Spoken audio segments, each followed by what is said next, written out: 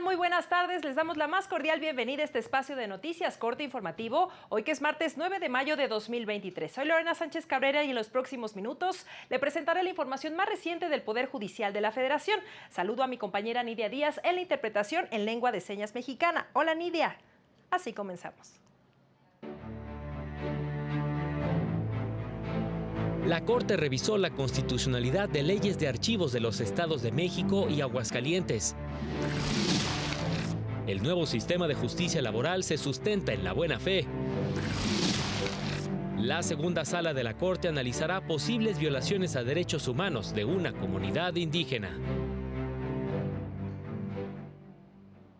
Iniciamos este espacio de noticias y vamos directamente al edificio sede de la Suprema Corte de Justicia de la Nación, donde se encuentra mi compañero Mario López Peña con el reporte de lo que aconteció esta tarde en la sesión del Pleno de Ministras y Ministros. Muy buenas tardes, Mare. Adelante con tu reporte. ¿Qué tal? Muy buenas tardes. El Pleno de la Suprema Corte de Justicia resolvió una acción de inconstitucionalidad promovida contra diversas disposiciones de la Ley de Archivos del Estado de México. De este asunto declaró la validez, entre otros temas, de las definiciones y conceptos específicos de la norma, como el de expediente electrónico y el plazo de conservación. También el Pleno declaró la validez del acceso a la información a un documento histórico que haya sido transferido a un archivo histórico y que contenga datos personales sensibles. Por otra parte, declaró la invalidez de los artículos que no atribuyeron al Archivo General del Estado de México la naturaleza de organismo descentralizado, no sectorizado, con personalidad jurídica y patrimonio propio y autonomía técnica y de gestión. Esta fue la razón, de acuerdo con el ministro ponente. Para el cumplimiento de sus atribuciones, objeto y fines, es decir, lo prevé como un organismo no dependiente de la Administración Pública Federal. Derivado de lo anterior, el hecho de que se haya conferido al archivo del Estado dicha naturaleza le resta la fuerza normativa y atributos necesarios para el ejercicio efectivo de la especialización que en materia archivística tiene a partir de lo establecido en la Ley General, dada la falta de autonomía que le representa la injerencia directa por parte del Ejecutivo Estatal. Te comento que también el Pleno de Ministros declaró la invalidez de los artículos relativos a la regulación de un registro estatal de archivos. Este es mi reporte. Muchas gracias, Mario, por tu reporte y, por supuesto, los detalles en punto de las 8:30 de la noche en nuestro espacio informativo. Vamos con la información, con más noticias. La Suprema Corte aprobó el acuerdo del Pleno que modifica su reglamento interno para establecer que las sesiones se realizarán conforme al orden del día y a la lista oficial que elabore la Secretaría General de Acuerdos, atendiendo las indicaciones de la o el titular de la Presidencia de la Corte, con el apoyo del Comité de Programación y Agilización de Asuntos. La programación de asuntos se hará en los 30 días hábiles siguientes a la recepción de los proyectos que presenten las y los ministros ante la Secretaría General de Acuerdos. El secretario general de Acuerdos está obligado a listar los asuntos y, en caso de no hacerlo, será sancionado con amonestación privada, de reincidencia con amonestación pública. Con el apoyo del comité, la o el titular de la Presidencia de la Corte adoptará medidas que ayuden a agilizar el trámite y resolución de los asuntos competencia del Pleno, así como a la oportuna difusión de las sentencias en un contexto de transparencia procesal. Además, precisa las atribuciones de la Oficina de la Estadística y la Secretaría General de Acuerdos. Esta última deberá generar reportes estadísticos de forma cotidiana, semanal, mensual y anual, realizando el desglose por ponencia y pleno y salas. Y la Suprema Corte publicó en el Diario Oficial de la Federación la orden de levantar el aplazamiento establecido en el acuerdo del Pleno 6/2022 para postergar el dictado de sentencias en los amparos en revisión y en los amparos directos del conocimiento de los tribunales colegiados en los que subsiste el problema de la carga probatoria del Seguro Social en materia de pensiones. Dichos amparos deberán ser resueltos por los tribunales de circuito, atendiendo los criterios fijados por la segunda sala de de la Corte en los amparos directos 29/2022 y 27/2022, entre los que se encuentran el que precisa que la presunción derivada de la prueba de inspección es suficiente para desvirtuar el valor probatorio de la hoja de certificación de derechos por las particularidades que respaldan su expedición, pues en diversos conflictos laborales se acreditan altos salarios y más semanas cotizadas de las que el Seguro Social tiene registradas para obtener beneficios indebidos. En estos casos se deberá dar vista a la autoridad ministerial por tratarse de posibles conductas ilegales. Y a 4 años de la reforma en materia de justicia laboral, impartidores de justicia a nivel federal en la materia impulsan una serie de acciones que buscan abonar a la consolidación del nuevo modelo de justicia en materia de trabajo, que privilegia la mediación y agiliza la resolución de los conflictos entre patrones y trabajadores. Agregan que el nuevo sistema privilegió la lealtad procesal, que implica el respeto irrestricto entre las partes, preservado por la figura del juez, respetando el principio de inmediación. Además, obliga a exponer los hechos con veracidad y a no presentar pruebas innecesarias, es decir, parte de la buena fe. Omitir o alterar maliciosamente los hechos y no entorpecer el desarrollo normal del proceso. Así, el principio de lealtad y probidad consiste esencialmente en proceder con veracidad y ética profesional en el proceso laboral. Hay que recordar que la buena fe es la base del sistema jurídico mexicano, por lo que el comportamiento de las partes en todos los actos del proceso son un elemento básico para la resolución de los conflictos judiciales, y los juzgadores deben tomarlo en cuenta para esclarecer los hechos de debate. Añadieron que lo esencial es el respeto al debido proceso y a la defensa adecuada. Lo que se garantiza a través de la profesionalización de quienes fungen como apoderados de las partes, ya que deben contar con el carácter de abogados o licenciados en Derecho con cédula profesional expedida legalmente. Y la segunda sala de la Corte ejerció su facultad de atracción para conocer de un recurso de revisión derivado de un juicio de amparo que promovió una comunidad indígena, argumentando que se violaron sus derechos a la protección de la salud, a la alimentación nutritiva suficiente y de calidad, así como al agua potable, reclamando de diversas autoridades la omisión de proporcionar a sus integrantes, en su mayoría niños y adultos mayores en situación de marginación, atención médica y alimentos en el contexto de la pandemia de COVID-19.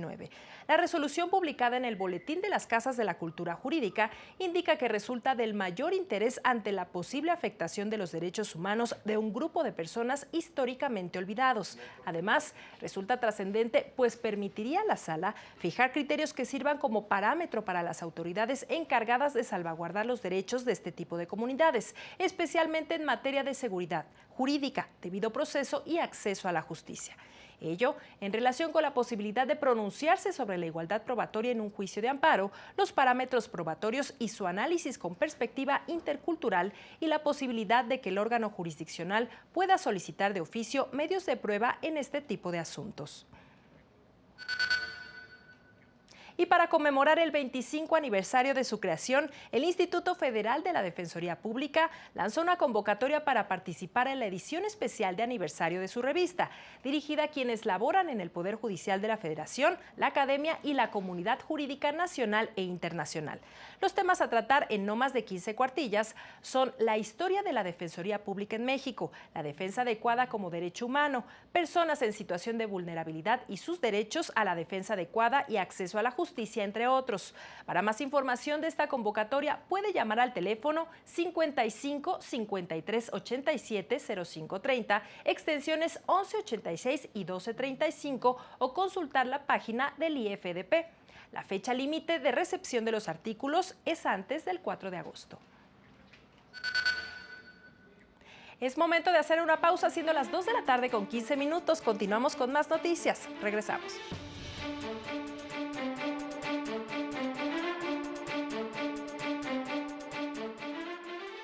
Al regresar, vigentes reformas que definen la violencia familiar y garantizan protección a víctimas.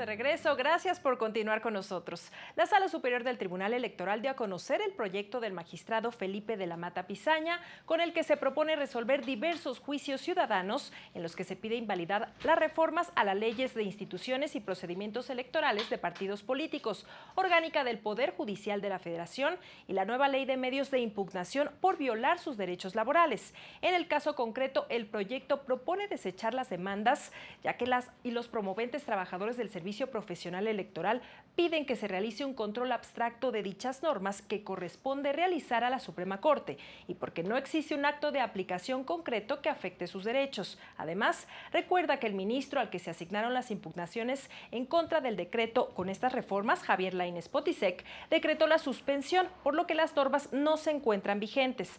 Por estas razones se propone desechar los juicios ciudadanos. El Poder Judicial de la Federación ha jugado un papel fundamental como generador de nuevas realidades en la defensa de la justicia y la dignidad de las personas de la diversidad sexual, señalaron participantes en un foro organizado por la Sala Regional Especializada del Tribunal Electoral.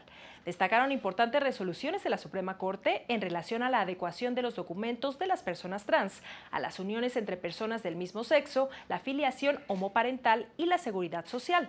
Por otra parte, la Sala Superior del Tribunal Electoral ha obligado a las autoridades a respetar la autoadscripción de género y a adoptar medidas que permitan la postulación de personas de la comunidad LGBT a cargos de elección popular. Es claro que existen aún muchos pendientes para eliminar prejuicios y garantizar los derechos en general y los político-electorales en particular de las personas de la diversidad sexual. Sin embargo, determinaciones como las que mencioné, me parece, evidencian la posición de los órganos judiciales como posibilitadores del cambio social. Y en más del Tribunal Electoral del Poder Judicial de la Federación, destacó la jurisprudencia 6/2023, la cual indica que la autoridad electoral administrativa o jurisdiccional, federal o local, encargada de la resolución de un procedimiento administrativo sancionador, sí puede dictar medidas de reparación integral. Lo anterior aplica cuando una infracción a la normativa electoral se traduce en una vulneración de los derechos político-electorales, pues tiene el objetivo de restaurarlos mediante la anulación de las consecuencias del acto ilícito y el restablecimiento de la situación anterior. El Tribunal Electoral indicó que esta resolución es de conformidad con lo previsto en el artículo 1 de la Constitución y toma en cuenta lo dispuesto en la jurisprudencia de la Primera Sala de la Corte 31/2017 de rubro Derecho Fundamental a una reparación integral o justa indemnización, que advierte que las medidas de reparación tienen una naturaleza jurídica distinta a las sanciones.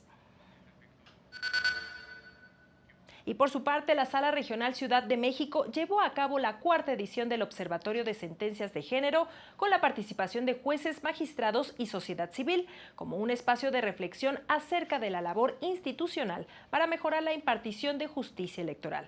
Determinaron que en casos de violencia política contra las mujeres en razón de género es indispensable generar desde el quehacer jurisdiccional puentes de colaboración institucional que ayuden a construir estrategias de prevención. Uno de los retos pendientes, señalaron, es la paridad en las candidaturas para personas no binarias e integrantes de la comunidad LGBTTIQ+, pues si bien existen las condiciones para equilibrar las acciones afirmativas, se deben realizar modificaciones de fondo en lo jurídico, social y cultural para garantizar el pleno ejercicio de sus derechos. Y ahora es momento de realizar un recorrido por algunas judicaturas locales con Jesús Daza.